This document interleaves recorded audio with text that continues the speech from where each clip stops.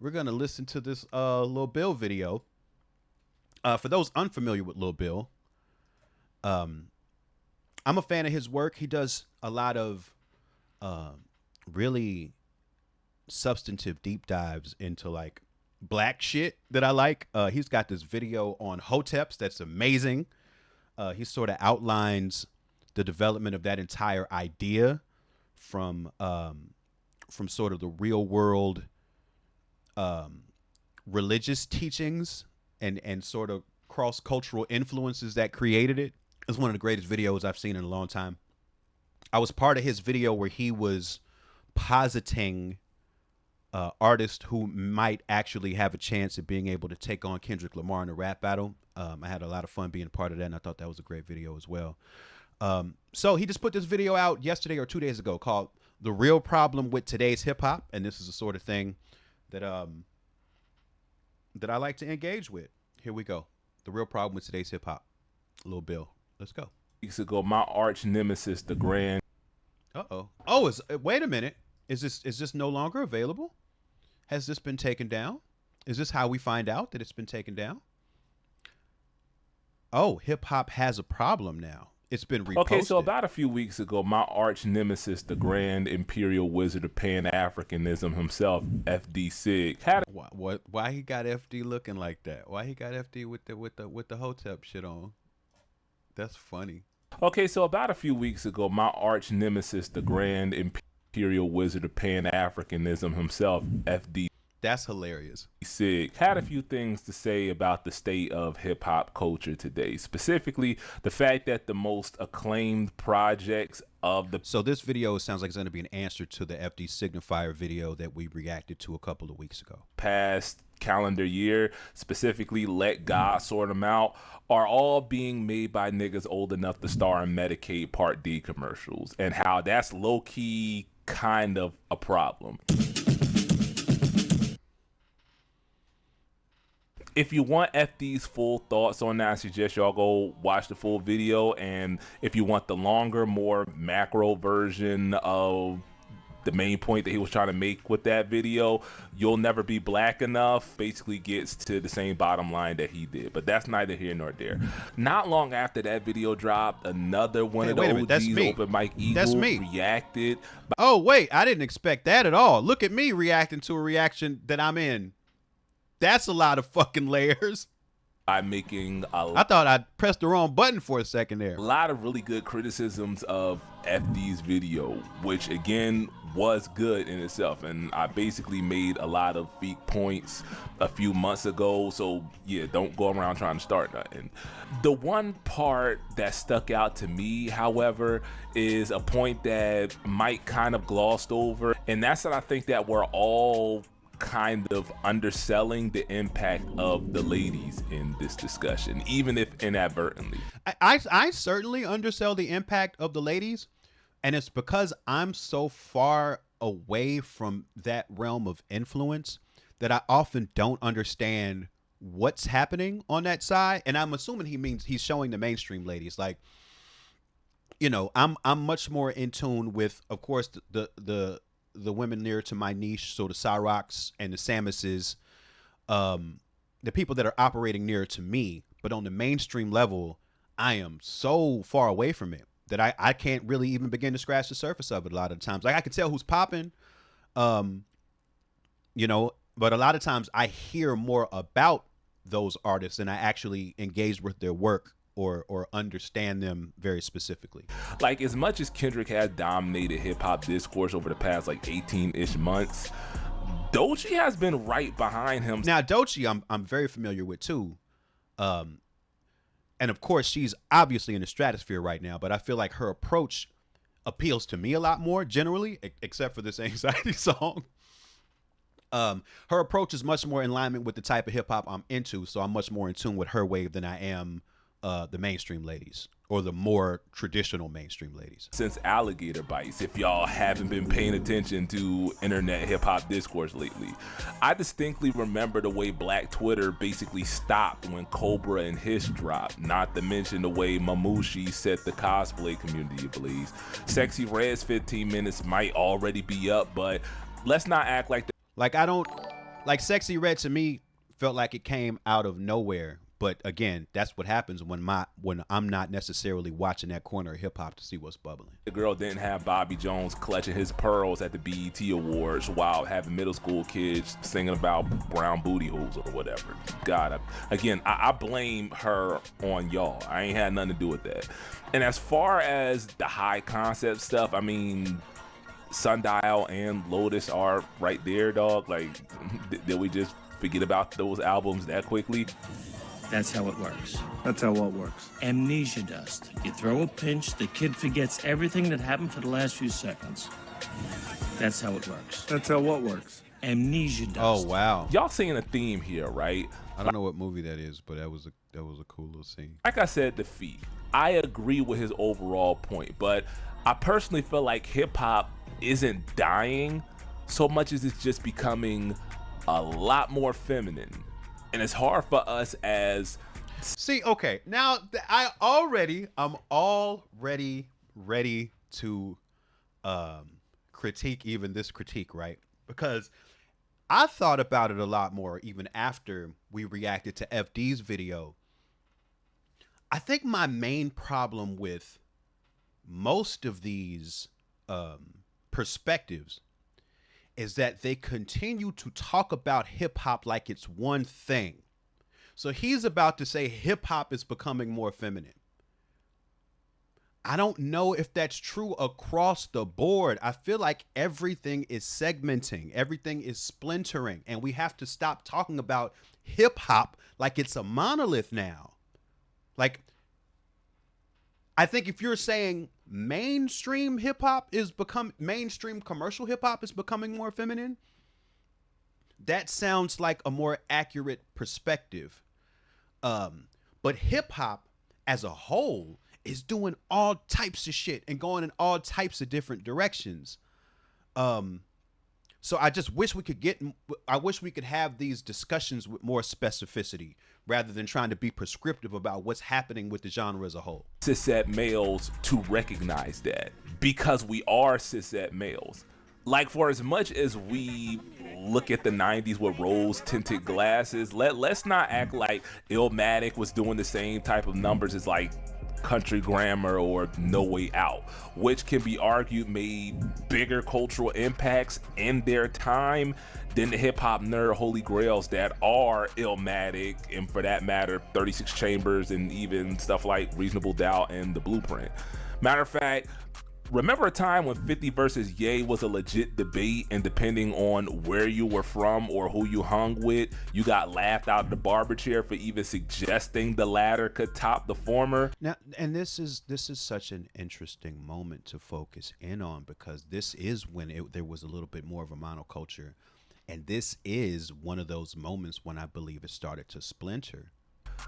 Until he actually did on the charts. FD makes the point that there's still good music being made, but there are no more big culture shifting moments, which again, personally, I disagree with. If for no other reason than WAP exists.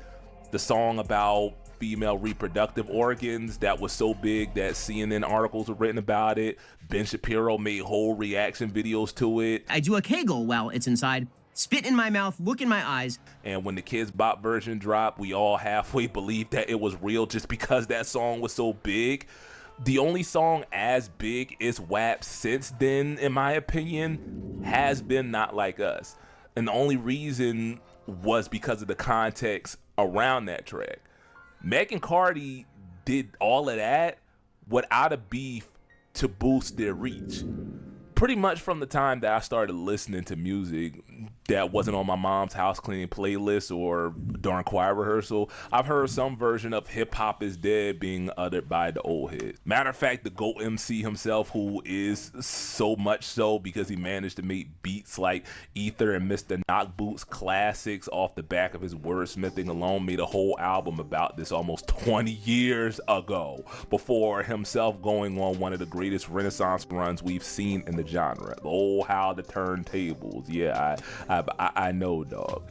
I will die on the hill that hip hop as an art form is as strong and diverse as it's ever been. The culture, on the other hand, That's a whole nother video that I'm not going to bother doing because the Kendrick cum lickers are still seething over the other joint that I made. That said, I'm not going to pretend like hip hop hasn't changed.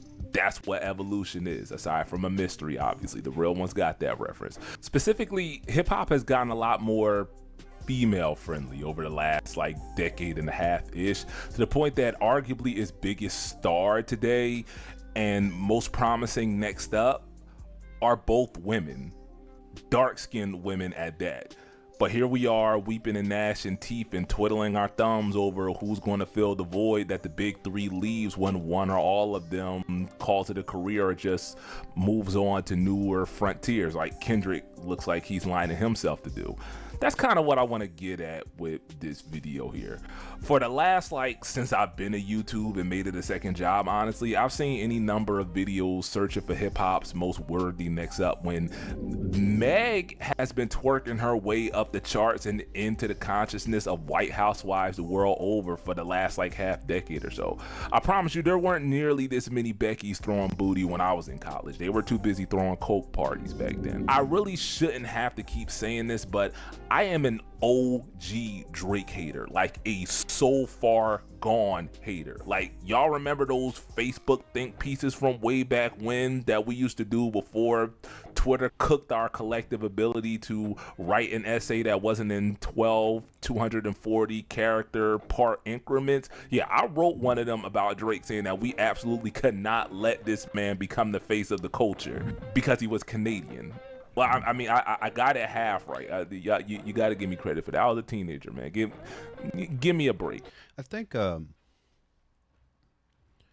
this is just going back to what I was saying earlier, and all of this is emerging in me while I listen to this conversation and I think about the other conversations that have sort of led to this point too. But I think we have to start really separating the idea of the industry and the culture. I think more than ever, it's two different things. I think this industry has faces. I think there's faces of the industry. I don't think there's faces of the culture. And earlier he was talking about the culture. He was showing Trap Lord Ross and Vlad and Adam 22. And I think that's just further evidence that the culture is not a monoculture. It's splintering. There are people very active in hip hop at every level that don't mess with that stuff at all. But that stuff, that messy sort of hood voyeurism is popping to a lot of people.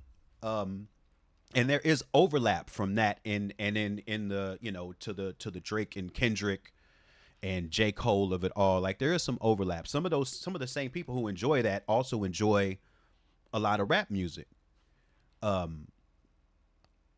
just think we have to update our language around the culture, because I feel like it's literally splintering into subcultures as we speak. My point is that Drake has never been my cup of coffee, but I'd be a fool to not acknowledge the fact that he is the most consequential rapper of the 2010s. You can't get around that fact, dog. Whether you don't consider him a rapper in your personal preference or whatever, when Gen Alpha looks back to the 2010s and the ageism thing finally comes back around the horn to bite Gen Z on the backside, they're going to see Drake all over that decade. And not just in his own success, but in his influence on the culture at large. The same argument honestly can be made for Meg in this decade. Look, I'm not going to pretend like I'm a Meg the Stallion stan or anything. My question in terms of this would be, and again, this is somebody who I don't engage with a lot of this type of music. But to me, and I think Megan's dope. I think Megan is a really, really dope rapper. And I think that her career is stellar in terms of the broader American cultural impact she's been able to accomplish, her and her team and her with her craft and her image and all of that.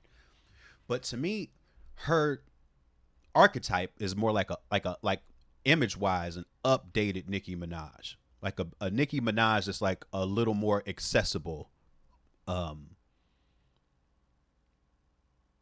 It doesn't seem like image wise it's necessarily breaking new ground. It seems like, you know, Nicki crawled so Megan can walk type of thing. And I know that a couple of years ago, before the Kendrick and Drake beef, the most intriguing beef was her and Nicki, because it seemed like there was a changing of the guard for that. Because part of the big problem with the way the industry, right, handles female rappers, especially at that mainstream level, is they tend to treat it like there can only be one big one. So that's why when Cardi came up, Cardi and Nicki had beef.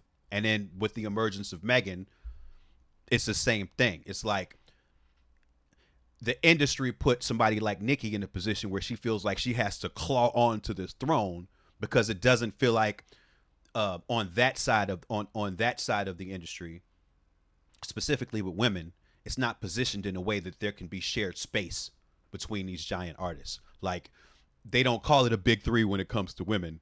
They typically treat it like there can only be one.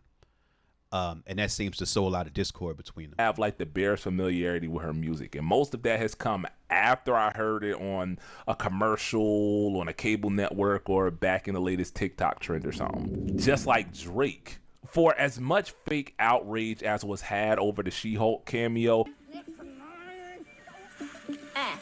the point that got lost in it, aside from how much straight men hate the female form apparently, is that here is a woman who makes decidedly unfamily friendly music, featuring in a product by the most sanitized brand in the IP buyout business, and throwing it in a circle. Matter of fact, speaking of that next up that I mentioned earlier, outside of Kendrick and Drake stands going back and forth over who can be the most embarrassing, like I said earlier, Doechii has dominated online hip-hop discourse, both for the good and the bad.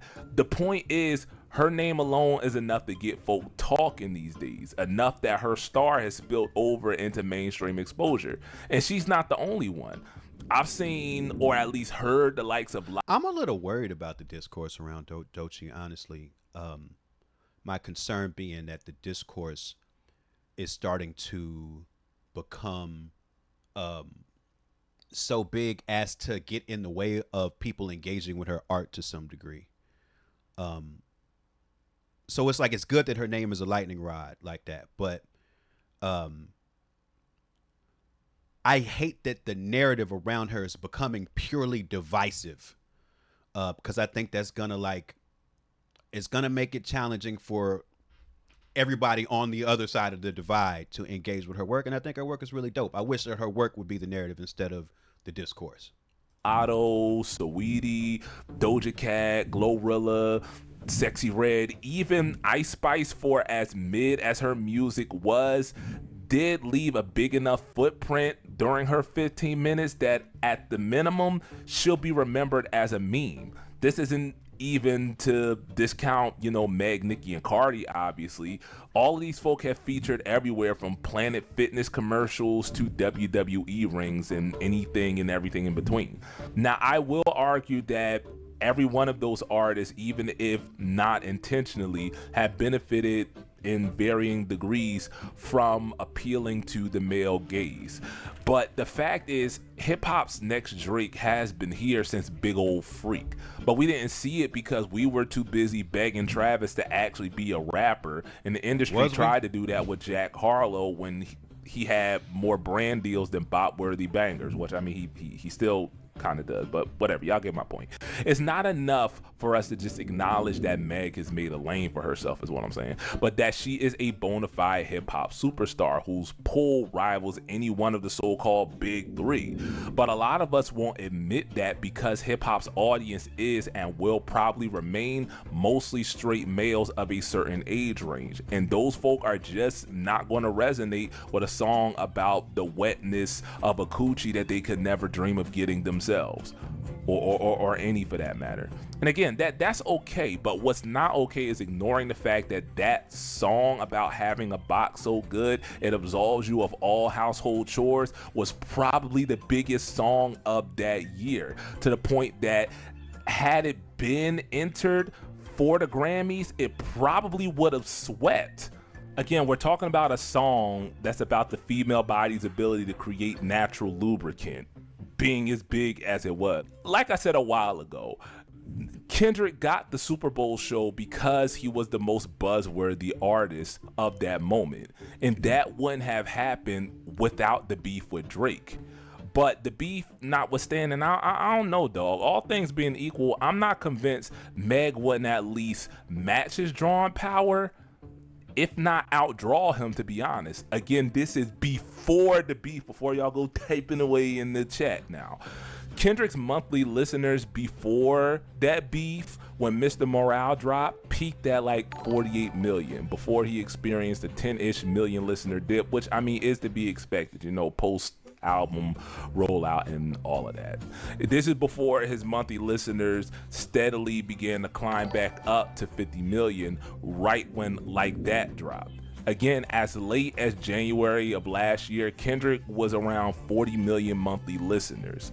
Meg's currently sitting around 25 million at time of recording, and she peaked at 43 million when her last album dropped. And again, that was without all of us waiting with bated breath for her to drop on the Ops.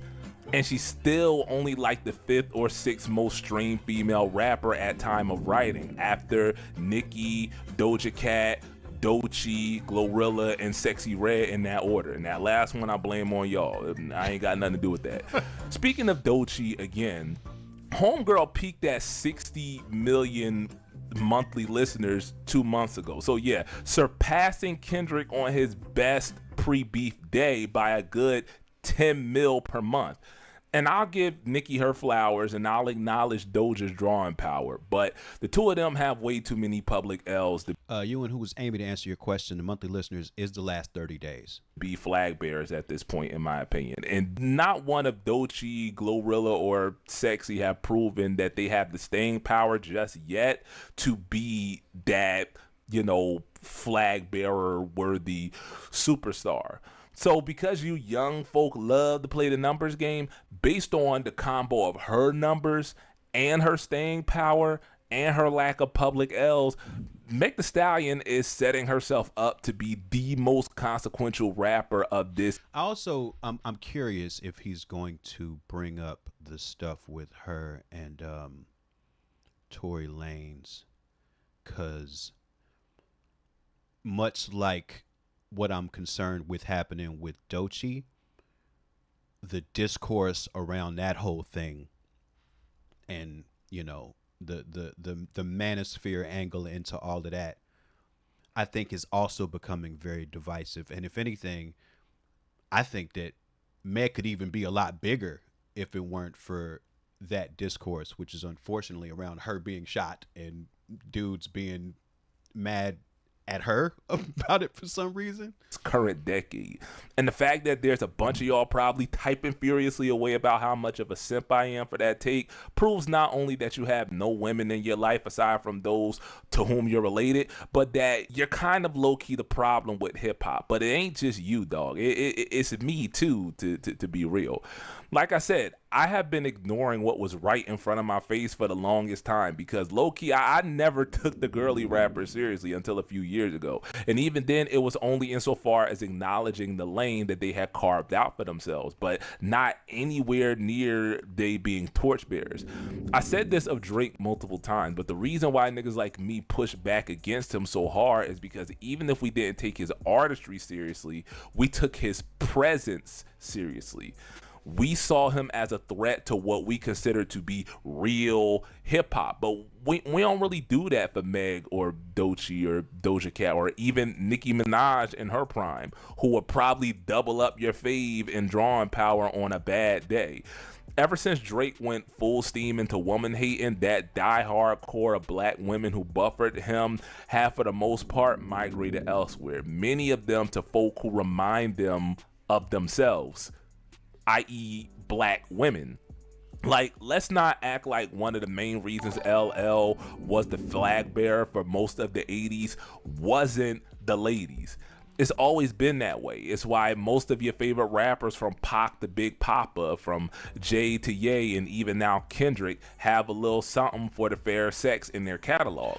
Like, let's not sit here and act like that wasn't Drake's whole gimmick until he decided to be a studio gangster. This is an interesting point, and this makes me think about something about Megan too. The first person I heard listening to Megan was my ex-wife. And my ex-wife is a very pro-black, very pro-woman,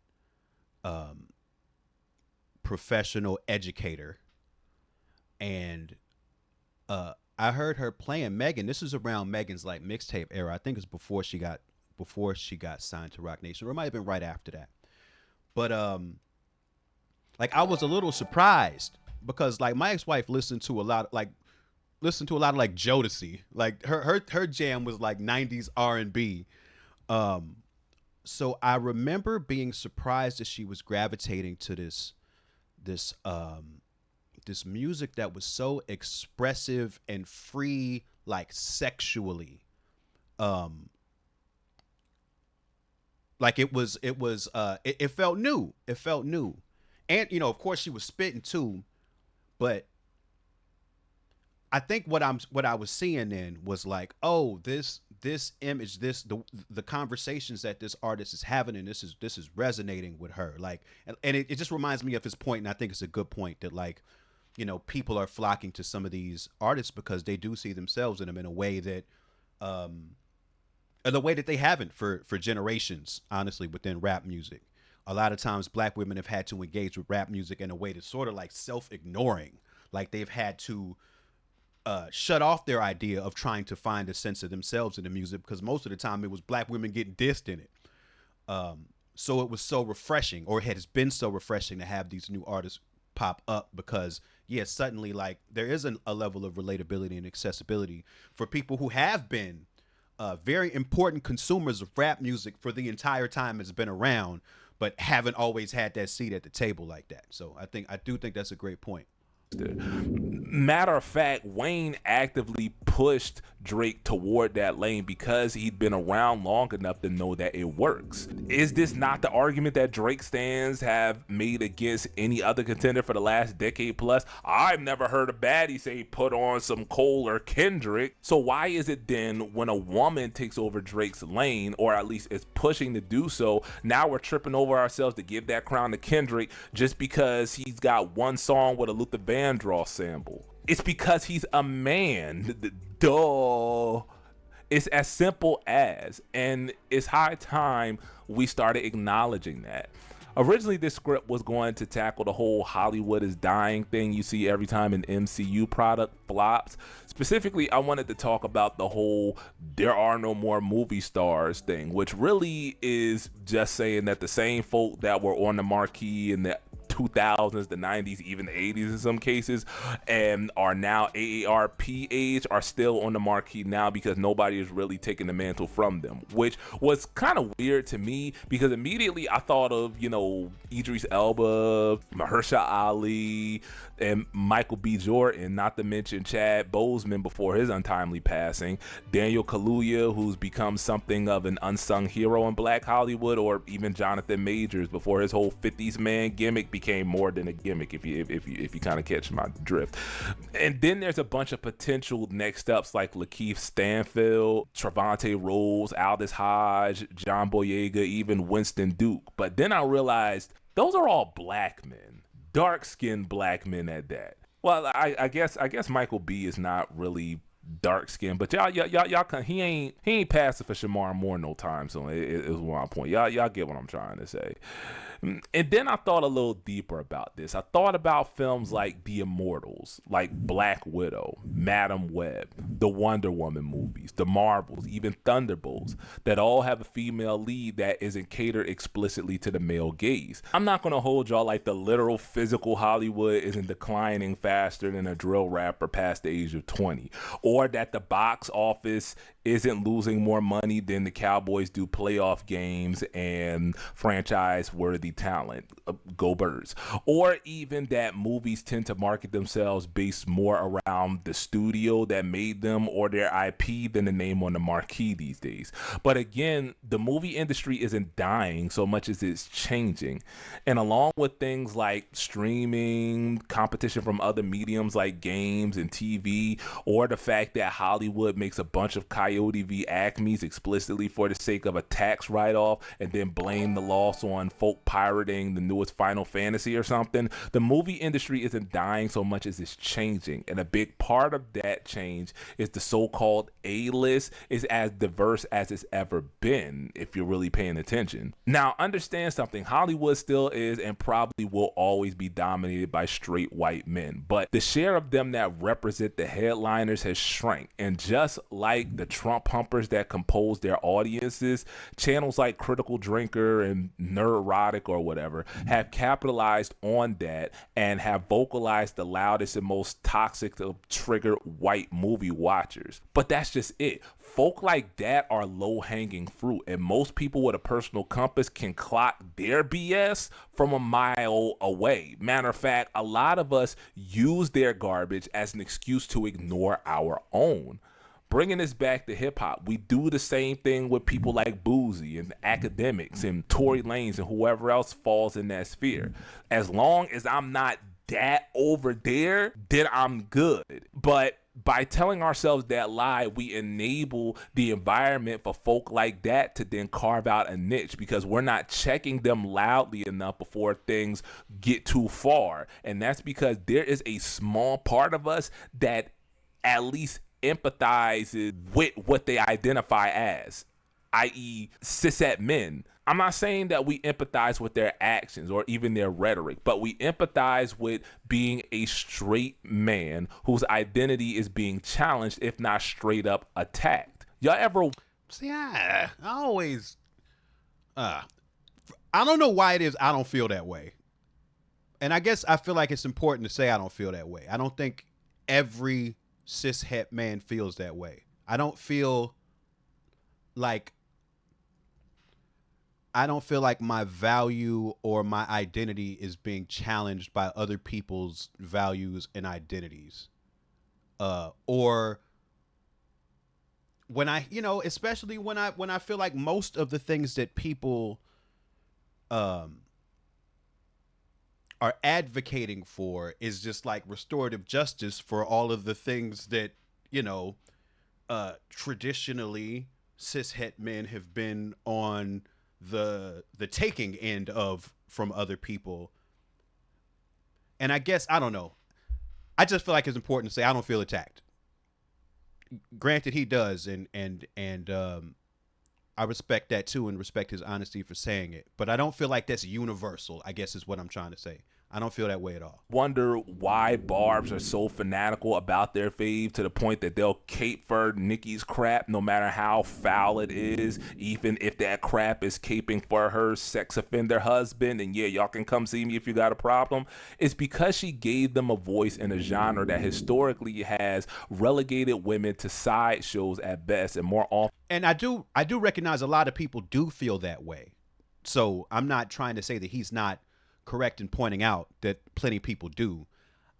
I am pushing back against the notion that we all do, I guess, is what I felt like it was important to say. They're not side chicks. They project themselves onto her. So when you criticize her, you're attacking them as well. I talked about this in the Black Films Have Clumsy Politics video, but all of it is just overcorrection is what I'm saying. But when men do it, it's because our place at the center of the convo is being moved a little to make room for others. But because we're not used to not being centered, we interpret that as our place being eliminated. It's like when you grow up for years as the youngest or even the only child, and here Bellamy J, a lot of men feel that way. I think a lot of his points make more sense when you look at it from a certain.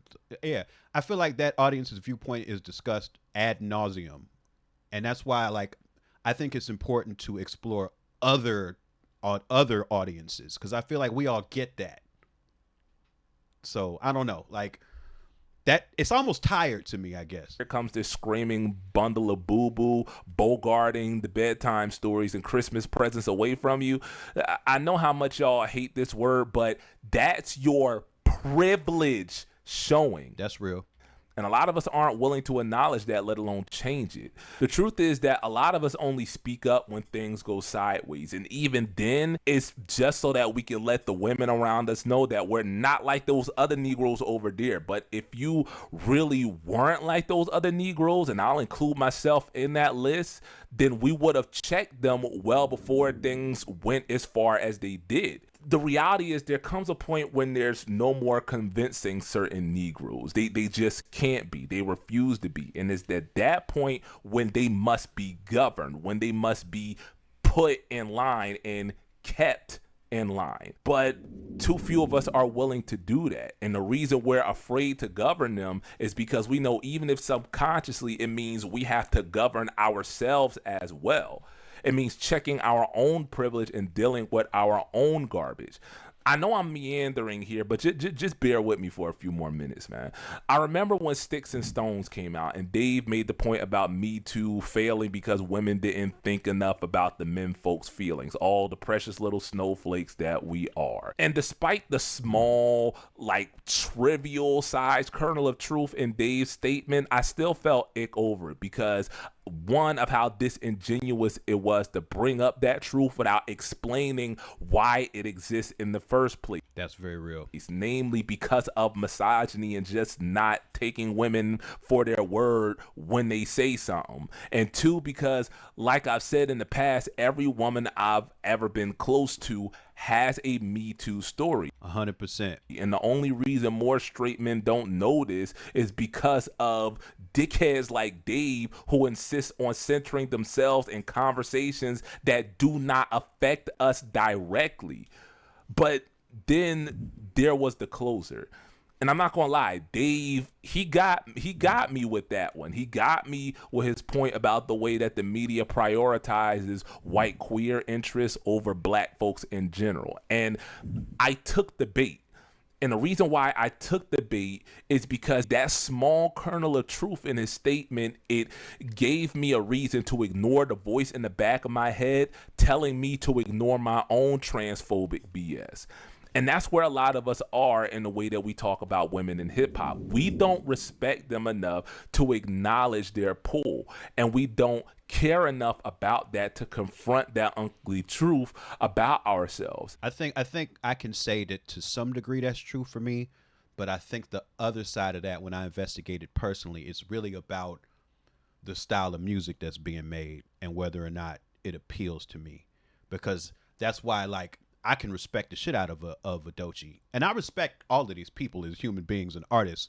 But in terms of what they make, I tend to respect somebody like Doechii's output more than I respect some of the other people that he's showing here. And I do think that's an interesting point to bring up in terms of how we talk about artists and these conversations that we have about who's the face of the industry. Even though I do think, again, that the face of the culture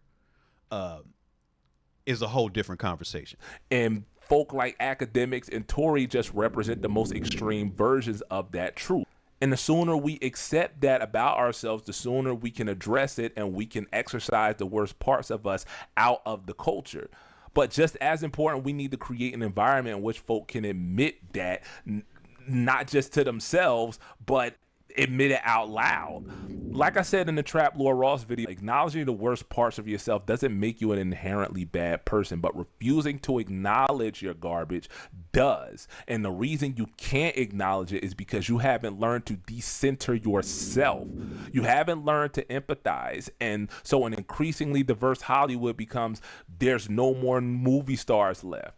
A demonstratively more feminine hip-hop mainstream becomes, where is the next great rap superstar?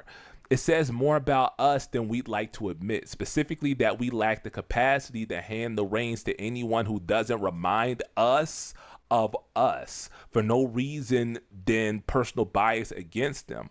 But like I said in that Trap Lord Ross video, not only... You know, it's funny for me. I realize that part of the reason this all sounds so um, elementary to me, like it sounds basic, is because and it's a great point, but I guess it reflects on where I come from. Like I've been deep in hip hop for 30 years now, and I've never existed in an era of hip hop where the people at the top of it, the people that held the reins, remind me of myself. That's never been the case. Like, or they'd remind me of myself only in as much as they were black men, but they were not the sort of black men I identify myself as. And so I've never felt that ownership of, oh, the person who's the face of the game needs to be this type of person or that type of person. It's always ever been this weird combination of who corporations push and who consumers choose based on their values. And it's never been reflective of my interests, really. Never at the top anyway. Like it's always been in the underground. Is racism a spectrum? But admitting where you fall on that spectrum, let alone admitting that you fall on it at all, doesn't make you an inherently bad person. And so long as we insist that it does, folk are never going to acknowledge their garbage, much less unlearn it. We have to create an environment where we're able to acknowledge when we're on the wrong side. But just as important, we have to give grace to folk who are yet working their way to the right side, while at the same time holding them accountable when they don't. And admittedly, that's much easier said than done, but I don't see a lot of effort being made to do any of it. It's either give them grace to infinity and beyond or kill it with fire, and neither of those things are effective if you ask me. Take the ongoing genocide in Palestine, for example. And yes, that is what that is, nigga. Don't try to tell me otherwise. Right. Despite the conversations I've heard and have had online, the vast majority of folk in real life that I've talked to have some version of both sides, or why can't we all just get along? Can't both sides this shit. To their take on it. And listen, dog, I know this side of the internet, and I know most of y'all's gut reaction is to crucify anyone who isn't online enough to understand the last century and a half worth of Western interventionism that culminated in those powers, specifically the U.S., creating an ethno-colony to secure its interests in the region and justified the displacing of millions of people who have been there for like a literal millennia at least by giving the land to folk who could only afford to move there because their ancestors managed to assimilate themselves into the dominant culture well enough to become a part of the culture's ruling class. I'm talking about Florida, by the way, just to let you know, and also Oklahoma and Oregon and Hawaii. I'm just going to stop there because the mileage on this joke is longer than Drake's list of L's, to be honest. But that's just it.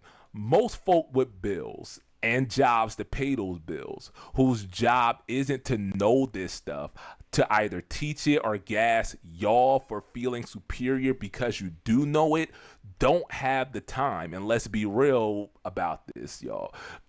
Don't have the interest to really dig that deep unless they or their folk are directly affected by it.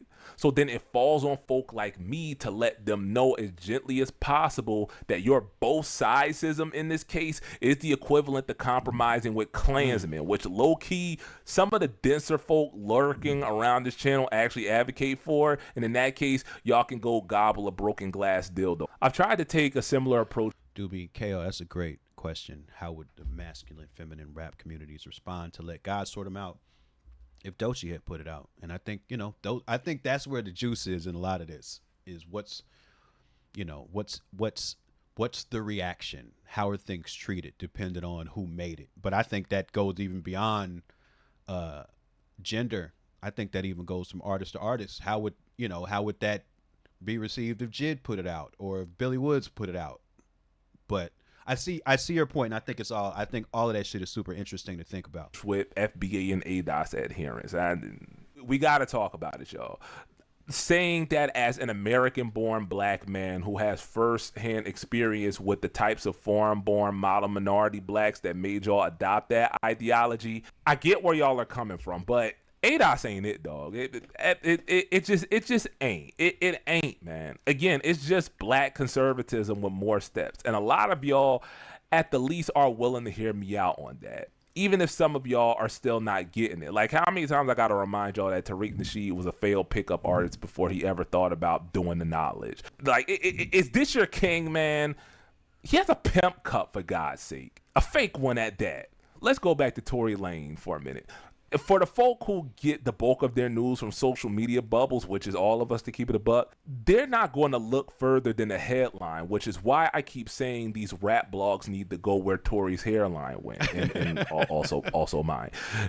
They play on people's implicit bias against black women that they may or may not even be aware of, because we live in a society that conditions us to victim blame black women for whatever harm befalls them. I've done whole hour plus long videos on this, so I'm not going to go back and forth with y'all on that. So when you see a new rap house post or whatever about new evidence, in this case, that one is not new at all if you paid even an iota of attention. Friendly Times said a woman wouldn't make Let God sort them out. That subgenre of coke dealing in hip hop is not accessible to them. I would disagree with that, because it just reminds me of people like Boss, the OG rapper from Detroit in the 90s. Or even Foxy Brown was rapping about coke for a little bit. And I say that to say, I think there are women who probably make music like that. It's just not positioned the same way once it comes out. Into it, and two, was never submitted under oath, aka the only context in which said evidence would even matter. You'll ignore all the logic in your brain saying, you know, the dots aren't really connecting here, because your implicit bias against Meg was fishing for something, no matter how small, to justify its existence. Because somewhere in the back of the reptilian portion of your mind, there's something telling you that you're wrong to think the way that you do. And you need something, no matter how trivial, to shut that part of your mind up. The stone cold reality is the vast majority of us don't want to admit when we're wrong. Much less do we want to change our behavior 100%. accordingly, because doing so is work, man. It's hard work. Yeah. Especially if the thing that's we got these big cast iron American egos too, so it's hard to walk shit back. Wrong about you is a pillar of your personhood. Like religion, for example.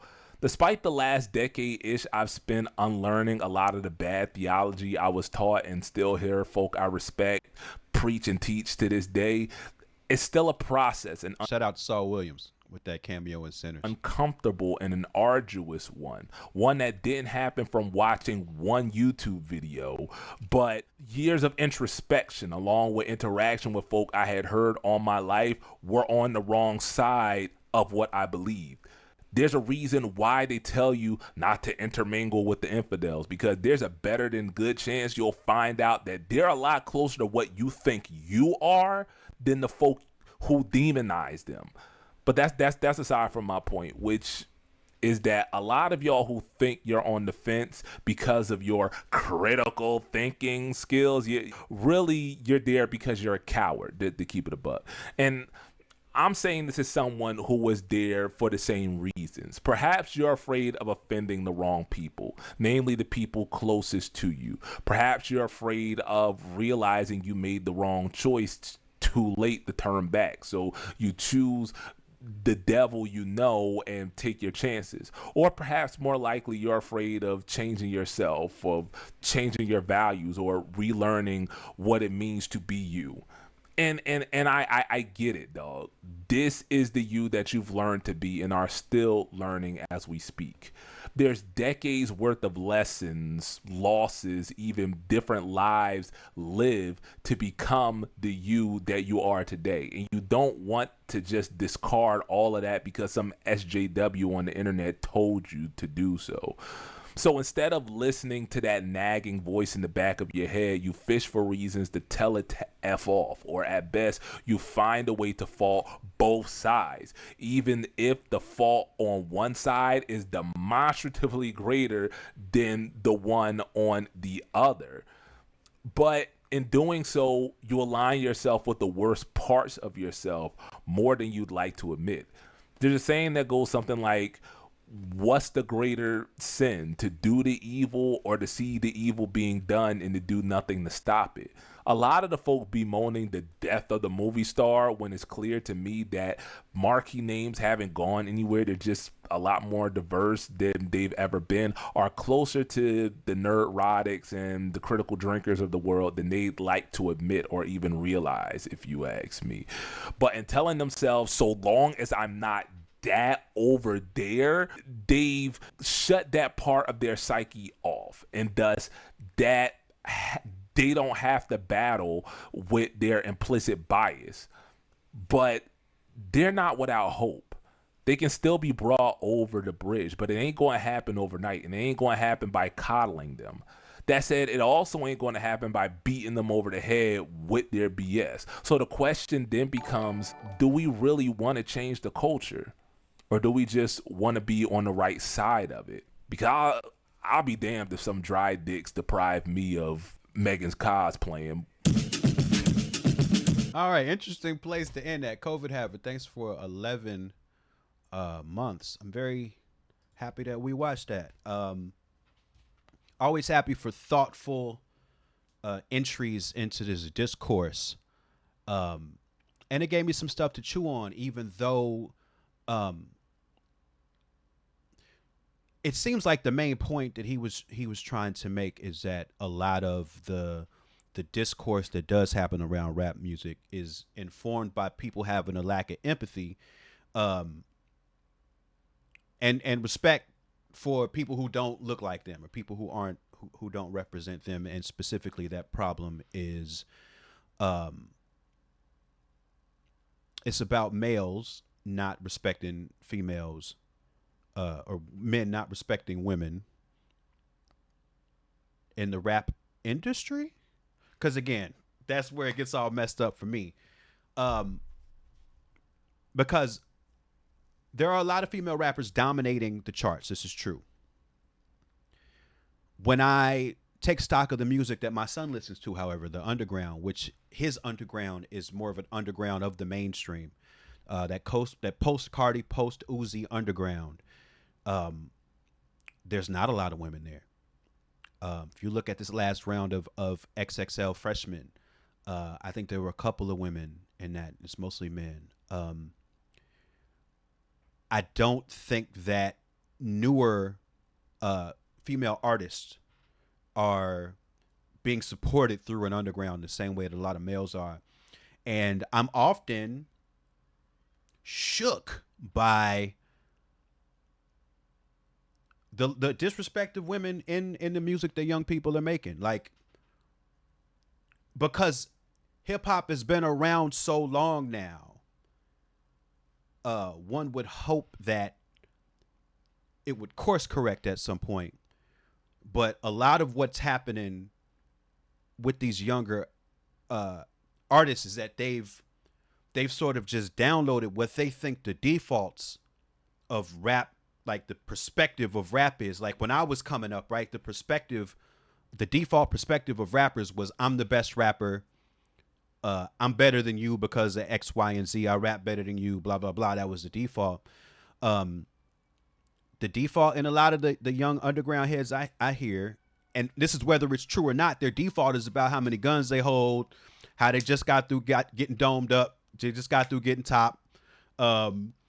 Like, it's these abstractions of what has been mainstream rap for years, and it's not getting better. It's not increasing in empathy. And I think there's a disconnect from what's happening, especially in the mainstream, where that empowerment that he was sort of talking about, and I sort of saw even with my ex-wife and how she engaged with Megan Thee Stallion. There doesn't seem to be a lot of evidence of that in the new crop that's coming along. And that disconnect seems to be it feels very troubling to me. That feels very troubling to me. But, you know, overall, I think a lot of it is a reflection of the values of America. And like I've said plenty of times, once hip hop got infused with those, I think everything sort of took a dark turn. And there's a lot of work to do, but a lot of the work is discourse. A lot of the work is talking. A lot of the conversations I have with my son about what he's listening to involve those conversations and wanting. I wish I could talk to a lot of these artists and try to figure out like a lot of these artists have women they care about in their lives.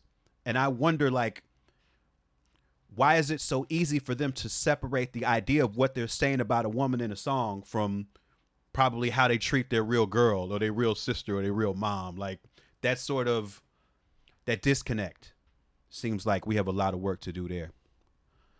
But you know, we can yap about these things forever. But again, always happy to have an opportunity at this sort of discourse. Like and subscribe, homie, friend. It's free. Stop playing.